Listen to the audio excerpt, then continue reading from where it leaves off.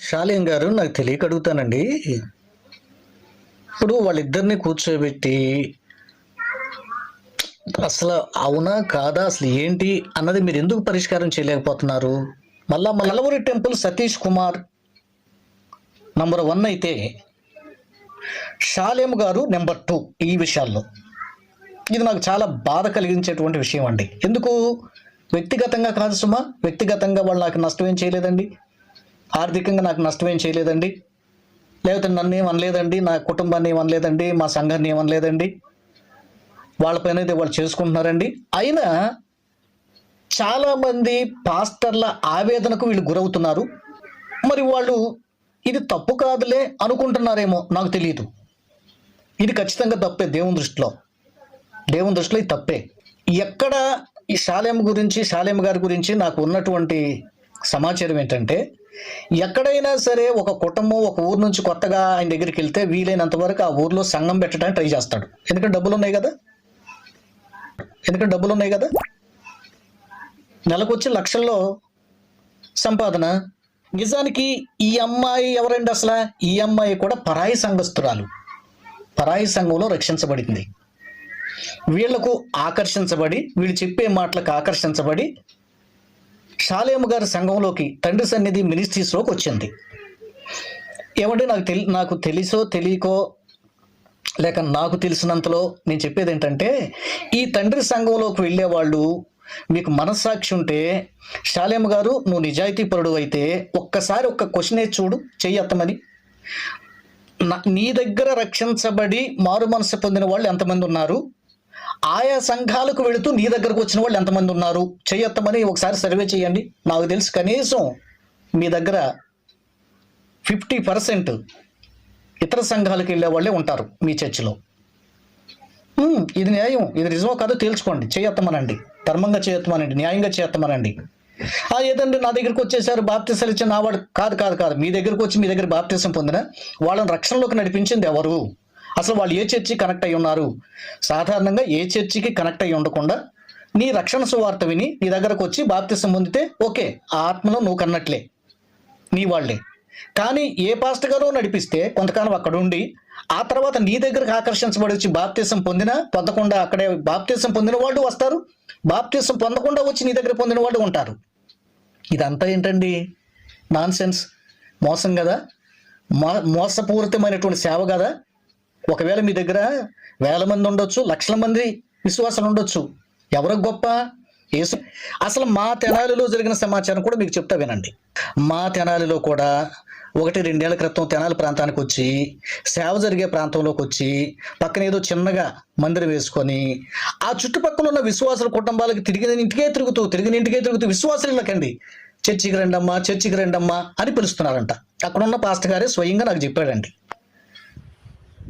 మన ప్రభువును రక్షకుడైన యేసుక్రీస్తు నామములో మీ అందరికీ సర్వశుభాలు, దైవాశీస్సులు. ప్రభునందు ప్రియ సహోదరులారా, ఈరోజు విరివిగా వాడబడుతున్నటువంటి దైవజనులు షాలేం రాజు గారి మీద నిన్న మొన్నటిదాకా నేను అనుకుంటున్నాను మతోన్మాదుల కళ్ళే ఉన్నాయి అనుకుంటున్నాను. కానీ నాకు తెలిసి మతోన్మాదుల కళ్ళు కంటే కూడా క్రైస్తవులమని చెప్పుకుంటూ, ఏమండి బాగా వింటున్నారా, సేవకులమని చెప్పుకుంటూ కొంతమంది తోడేళ్ళు బయలుదేరారు. వాళ్ళలో ప్రథముడు వీకేఆర్, రెండో వ్యక్తి కప్ప అంటాం కదా జాన్ పాలు, మూడో వ్యక్తి ఇతని మీద నాకు మంచి అభిప్రాయం ఉంది ఒకప్పుడు, కానీ ఇప్పుడు పోగొట్టుకున్నాడండి. ఆయన ఎవరంటే తెనాలిలో పరిచర్య చేసేటటువంటి మర్రిపూడి జానుబాబు గారు. నేను ఇప్పుడు కాదు, మన 3 రోజుల క్రితం కూడా ఒక వీడియో చూశాను. ఎవరినంటే షాలేం రాజు అన్నాయని ఆయన అన్నట్లుగా నేను చూశాను. ఇప్పుడు కూడా తోడు దొంగలు అని చెప్పేసి నంద్యాల ప్రభుకుమార్ పాస్టర్ గారి ఫోటో, షాలేం రాజు గారి ఫోటో పెట్టి ఆయన వీడియోల ముందు జాన్ పాలు ఏం మాట్లాడుతున్నాడో దాన్ని బట్టి తర్వాత ఎక్కువగా ఈయన లెంత్ వీడియో తీసుకుని మాట్లాడుతున్నాడు. మాట్లాడుతూ ఏమంటున్నాడంటే, అసలు ఇక్కడ ఎంత విచిత్రమో చూడండి, ఎంత అక్కసు ఉందో ఇప్పుడు నాకు అర్థమవుతుంది ఈయన యొక్క నిజస్వరూపం. పైకే ఈయన సేవకులకు మీటింగులు అధ్యక్షగా వహించేది ఈయన పైకే, కానీ అమ్మో నిజంగా షాలేం రాజు గారి మీద, మరి కలవరి సతీష్ బాబు గారి మీద ఈయనకి ఎంత పీకల దాకుందంటే నాకు ఇప్పుడు చూస్తే అర్థమైంది. నాకు ఏమంటాడంటే, మీరెందుకు అసలు స్పందించరు? మీరెందుకు పట్టించుకోరు? ఆ అమ్మాయి విషయంలో, నంద్యాల పాస్టర్ గారి విషయంలో సరే కాసేపు ఆ అమ్మాయిదే తప్పు అనుకుందాము. వాళ్ళే కరెక్ట్ కాదనుకుందాము. మరి నువ్వెందుకు స్పందించవు అని మాట్లాడుతున్నాడు. ఎందుకు స్పందించాలి? మర్రిపూడి జాన్ బాబు గారు చెప్పండి. ఎందుకు స్పందించాలి? ఇప్పుడు అతనికి ఇష్టం లేని పెళ్లి చేయాలనా? ఆ ప్రభుకుమార్ పాస్టర్ గారికి ఇష్టం లేని పెళ్లి చేయాలనా? ఇప్పుడు ఆ అమ్మాయిని ఈ ప్రభుకుమార్ పాస్టర్ గారు ద్వారా ఆ అమ్మాయి చెరపబడకపోయినా పెళ్లి చేయాలా? ఈ అబ్బాయి ద్వారా గర్భం రాకపోయినా ఆ అమ్మాయిని ఇచ్చి ఈ పాస్టర్ గారికి పెళ్లి చేయాలా? ఎందుకు? అంటే ఇందులో ఎందుకు స్పందించాలి? ఆల్రెడీ కొంతమంది స్పందిస్తున్నారు కదా! సరే ఏదో మొదట్లో 2, 3 వీడియోల్లో జాషువా గారు జాషువాని ఏదో కొంచెం నోరు పడేసుకున్నారని ఆవేశం మీద కోపంతో ఆ మాటలను పట్టుకొని ఎట్లా పడితే అట్లా మాట్లాడుతూ ఉన్నాడు ఈ జాన్ బాబు గారు. ఏ న్యాయం చేయాలి? ఏం న్యాయం చేయాలి? ఇప్పుడు నిజంగా ఆ అమ్మాయికి అన్యాయం జరిగి ఉంటే ఇట్లా కాదు, అసలు వీడియోలో కాదు, డైరెక్ట్గా మేము ఫ్యామిలీతో మేము వెళ్ళిపోతాం, అక్కడికి ప్యాట్ వెళ్ళిపోతాం. అప్పటికి కూడా మాకు న్యాయం జరగకపోతే అప్పుడు చూసుకుంటాం అటువంటి ఒక ఉద్దేశంతో వాళ్ళు రావాలి, ఆ సహోదరి రావాలి.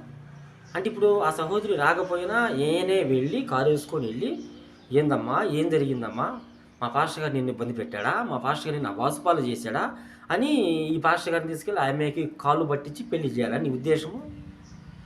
నిజంగా ఈ పాస్టర్ గారు ఆ అమ్మాయిని ఏదన్నా ఉద్దేశపూర్వకంగా శారీరకంగా నిజంగా కలిసి తప్పు చేసి ఉంటే ఖచ్చితంగా షాల్డమరాజు గారు దాని విషయంలో మెడలు ఉంచి పెళ్లి చేస్తాడని నేను గత వీడియోలో కూడా చెప్పాను నేను. అంటే ఇప్పుడు ఏ వీడియోలు లేక ఏ టాపిక్ లేక ఇప్పుడు ఈయన ఒకటి దొరికాడు టార్గెట్గా షాల్డమరాజు గారు. ప్రతి ఒక్కడికి ఇది ఒక దరువైపోయిందండి. ఎందుకు స్పందించాలి ఆయన? ఏముందని జరిగించాలి అక్కడ? అటు తరపు నుంచి ఆయన తరపు నుంచి ఏదైనా బలమైన ఆధారం ఒకటి ఉందా? సరే ఇంతవరకు వాళ్ళు ఎందుకు ఆగారు? వాళ్ళ అమ్మోళ్ళు వచ్చారా? అటు సైడ్ నుంచి విశ్లేషణ చేయకుండా పద్దస్తమానము ప్రతి ఒక్కడు ఆయన న్యాయం చేయట్లేదు, ఆయన పట్టించుకోలేదు. ఏంది పట్టించుకునేది? ఏమయ్యా ఏంది పట్టించుకునేది? నాకంటే పెద్దోడివి జానబాబన్నా, నాకంటే పెద్దోడివి నువ్వు. అట్లా అక్కసు వెళ్ళగక్క మాకన్నా. నువ్వు ఎటు పోయి ఎటు మాట్లాడుతున్నావు? అది నిజమని తేలితే ఖచ్చితంగా తండ్రి సన్నిధి మినిస్ట్రీ చిలకలూరిపేట మెయిన్ బ్రాంచ్లోని పెళ్లి చేపిస్తాడు నిజమని తేలితే. సరే ఇంతవరకు మాట్లాడాడండి, తెలుసో తెలియకో మాట్లాడాడు, దాన్ని తీసి పక్కన పెడదాం. దీని గురించి వీడియో మొత్తం మాట్లాడితే ఓకే. తర్వాత ఏమంటున్నాడంటే అసలు నీ గురించి అసలు నెంబర్ 1 సతీష్ బాబు గారు మోసం చేయటంలో, నెంబర్ 2 నువ్వే. ఏం చేశాడు నిన్ను?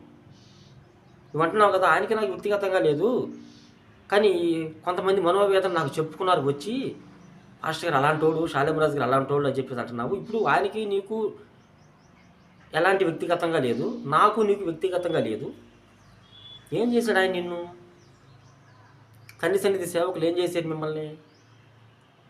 తండ్రి సన్నిధి సేవకులు అంట ఇంటింటికి తిరిగి పోయిన చోటకే పోయి అమ్మా మందిరానికి రమ్మా, మా దగ్గర విశ్వాసులు లేరు, మందిరానికి రండి అమ్మా, మా దగ్గర విశ్వాసులు లేరు అడుక్కుంటున్నారా? ఈ జాన్ బాబు చెబుతున్నాడండి, ఎవరో స్థానికంగా దైవజనుడు చెప్పాడంట, నేను చూశాను. ఆయన చూసి ఇంకొకటి చెబుతాడు, నమ్ముతావా? అంటే నీ కళ్ళతో చూసింది నమ్మకుండా పక్కనోడు కళ్ళు తీసుకొచ్చి నేను చూశాను అది నిజమంటే నమ్ముతావా? మరి నేను చెబుతా ఇంకొక అతనికి, జానుబాబు గారు మోసగాడు, పైకి సేవకుని వేషం వేసుకున్నాడు, ఆయనంతా అబ్బే ఆయన పద్ధతి సరికాదు, ఆయన అంత రహస్యంగా ఘోరమైన పాపని నేను చెబుతా, నువ్వు ఒప్పుకుంటావా? నువ్వు నన్ను ప్రశ్నించవా? బాయ్ నువ్వు నన్ను చూసావా, నేను ఎలాంటి నీకు తెలుసా అని నువ్వు నన్ను ప్రశ్నించవా? అంటే అతను ఎవరో చెబితే నువ్వు నమ్మేసి నిందలేస్తావు. నేను చెప్తున్నా, ఏ ఒక్క సేవకుడు కూడా, తండ్రి సన్నిధికి సంబంధించి ఏ ఒక్క సేవకుడు కూడా ఇంటింటికి వెళ్ళి మా దగ్గరికి రండి అనేటటువంటి అడిగేటటువంటి పద్ధతులు ఎవ్వడికి వెళ్ళవు, గుర్తుపెట్టుకోండి. ఇంకొక మాట అన్నావు, ఎవరన్నా కొత్త ప్రదేశం వాళ్ళు ఏదైనా ఒక ఫ్యామిలీ ఆయన దగ్గరకు వచ్చినప్పుడు కలవడానికి ఇంక వాళ్ళని ఆధారం చేసుకొని ఆ ప్రాంతంలో మరి ఇక డబ్బు ఉందా ఆయన దగ్గర, సంఘాలు కట్టడానికి ప్రయత్నం చేస్తాడని మాట్లాడుతున్నాం. ఇప్పుడు ఒక ఫ్యామిలీ వచ్చిందండి, ఒక ఫ్యామిలీ వచ్చి అన్న మాకు సత్యబోధ కావాలి, మిమ్మల్ని మేము ఫాలో అవుతున్నాం యూట్యూబ్లో, మేము సహకరిస్తామన్నా, సేవకులు పంపిండన్నా అంటే ఇప్పుడు వాళ్ళని బట్టి సంఘం ఏర్పాటు చేయడం తప్ప? నీకు ఎదురుకు వచ్చి ఏం పెట్టలేదే, నీకు పోటీకి ఏం పెట్టలేదే. సరే ఆ ప్రదేశాలకు వెళ్ళాడు, వాళ్ళు పిలిచిన ప్రదేశాలకి. అక్కడ ఉన్న వాళ్ళ సంఘాలు ఎదురు ఏం పెట్టలేదే, మేము మీకు పోటీ అని చెప్పలేదే. ఎవడి పరిచర్య వాడిది. పెద్దోడు ఉండి అలా మాట్లాడడం కరెక్ట్ కాదు జాన్ బాబు అన్న. కొంచెం ఆలోచన చేసి మాట్లాడితే మంచిది. ఇంకొక మాట అంటున్నాడు, ఏమనంటే మీ గురించి చాలామంది స్థానికంగా అక్కడున్న సేవకులు బాధపడుతున్నారు, మనోవేదనకి గురైపోతున్నారు అంటే నేను ఏంద్రా అనుకున్నా నేను. ఆయన ఏమంటున్నాడు, నీ దగ్గర రక్షణ పొందిన వాళ్ళు కాదు, ఎక్కడో వేరే సంఘంలో రక్షణ పొంది నీ దగ్గరకు వస్తారు, వాళ్ళు నీ దగ్గర ఎత్తుకుపోతారు, నీకు అట్రాక్షన్ అయిపోతున్నారు నువ్వు చెప్పే బోధకి అంటే. ఇప్పుడు ఆయన తప్ప అది? ఆయన తప్ప? ఇప్పుడు ఆయన వెళ్ళి అన్ని సంఘాలు నా దగ్గరికి రండి అని చెప్పేసి మాట్లాడుతున్నాడా, ప్రచారం చేస్తున్నాడా? నీ దగ్గర బోధ నచ్చలేదయ్యా, నా దగ్గరికి వచ్చాడు, నేను పంపించేది బలవంతంగా వెళ్ళ ముందు చెబుతాం ఎందుకు వచ్చారమ్మా అంటే ఉన్న విషయం చెబుతారు. ఏ విధం చేతనండి మీరు సంఘాన్ని కనిపెట్టుకుని పోండమ్మా అంటే వాళ్ళు బాగపోతే నెట్టాలి బలవంతంగా. లేదన్నా మాకు ఇక్కడే బాగుంది, మాకు మీ బోధ బాగుంది, మీ క్రమం బాగుందని వచ్చి కూర్చుంటే వాళ్ళు ఒకటి 2-3 సార్లు చెప్పినప్పుడు వాళ్ళు వెళ్ళకపోతే ఎవడైనా బలవంతం చేసి పంపిస్తాడా? సరే అక్కడ ఎదగలేని అంటున్నారు, సరే ఇక్కడ ఎదుగుతారంటే మంచిదే కదా అని చెప్పేసి బోధ చెప్పి సంరక్షిస్తారు కానీ వాక్యంతో. నువ్వెందుకు అలా మాట్లాడుతున్నావు? ఏదో వెళ్ళి వాళ్ళని బలవంతంగా లాక్కొచ్చినట్టు. వాళ్ళు వచ్చారు, బాగపోతే ఏం చేస్తాడు ఆయన? అంతమంది సేవకుల మీద ఒక హెడ్ ఆఫ్ డిపార్ట్మెంట్గా నువ్వు ఉండి ఆ జిల్లాలో ఇదేనా నువ్వు మాట్లాడదు? నేను నిజంగా మీ మీద ఉన్న అభిప్రాయాన్ని నువ్వు పోగొట్టుకున్నావు జాన్ బాబు అన్న. అయ్యో, ఇంత అజ్ఞానంగా మాట్లాడుతున్నావు ఏందన్నా, ఎంత అక్కసు వెళ్ళగలుగుతున్నావు పాస్టర్ గారి మీద ఉన్న విషయాలు నిజాలు తెలుసుకోకుండా ఎటు నుంచి ఎటు వచ్చి మాట్లాడుతున్నావన్నా. అర్థమైందన్నా మీ బుద్ధి ఏందో? మీరే కదన్నా ఇంకెంతమంది ఉన్నారో క్రైస్తవ సంఘంలో ఆయన మీద అంటే గుంపులు కావాలి ఆయనకి. గుంపులు వస్తే ఆయన మాది పెద్ద సంఘము, మాది పెద్ద విశ్వాసాలు చెప్పుకుంటారని చెప్పేసి కూడా మాట్లాడుతూ ఉన్నాం. ఎందుకన్నా నోరు పడేసుకుంటున్నావు? మీ దగ్గర క్రమం బాగుంది, మీ దగ్గర మాకు విషయం బాగుందన్న, ఆత్మీయత బాగుంది, వాక్యం బాగుందన్న అని అంటే ఎదగనిచ్చి వారిని దేవుని పనికై పురుకొలిపి సరి చక్కగా మరి ముందుకి నడిపించేటువంటి వ్యక్తి నాయకుడు షాలేం రాజు అన్న. మేము పోమన్నా కానీ బలవంతంగా నెడతాడు ఏ సేవకుడైనా. మేము ఇక్కడ ఉంటామన్నా, మేము నడుస్తామన్నా, బలంగా ఆత్మీయతలో ముందుకెళ్తామన్నా అంటే ఇంకే సేవకుడైనా మంచిగా హత్తుకుంటాడు. సో జాగ్రత్తగా ఉండండి అమ్మ, సాక్ష్యం బాగొట్టుకోకుండా. ఈయన వెళ్ళి సంఘాల దగ్గరికి వెళ్ళి ఆ సంఘ కాపురుల మీద లేనిపోని చెప్పి వాడిని నడిపించుకుంటే అది తప్పు, మోసం అయింది. ఏంటి నాన్ సెన్స్ అన్నావేంటి? ఇప్పుడు నువ్వు మాట్లాడే మాటలు నాన్ సెన్స్, ఆయన కాదు నాన్ సెన్స్, నువ్వు నాన్ సెన్స్. తెలుసుకొని మాట్లాడి ఎక్కడైనా ముందుకెళ్తే మంచిది పాస్టర్ గారు. లేదంటే నీకున్న పెద్దరికం పోతుంది, నీ మీద ఉన్న విలువలు పోతాయి, నీ మీద ఉన్న అభిమానం కూడా పోయి చివరికి ఏ స్థితిలోకి వెళ్ళిపోతావో తెలియదు. ప్రభునందు ప్రియ సహోదరులారా, ఖచ్చితంగా ఆమె విషయంలో న్యాయం జరిగి ఉంటే వాళ్ళు ఇక్కడికి వచ్చేవాళ్ళే, ఖచ్చితంగానే న్యాయం చేసేవాళ్ళు. వాళ్ళు ఇంకా రాలేదు అంటే, ఇంకా ఏదేదో వీడియోలు పెట్టి చెబుతున్నారంటే ఖచ్చితంగా ఇది ఫ్రాడే అని తేలిపోతుంది. కనుక ఎలాంటి వాళ్ళు చెప్పినటువంటి మాటలు నమ్మొద్దు దయచేసి.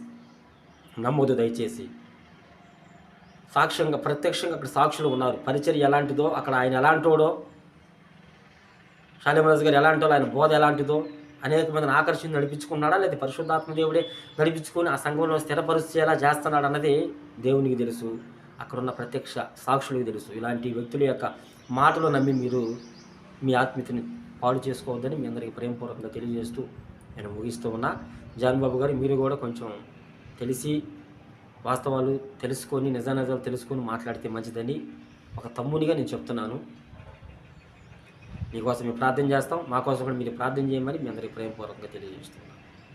అందరికీ హృదయపూర్వకంగా వందనాలు.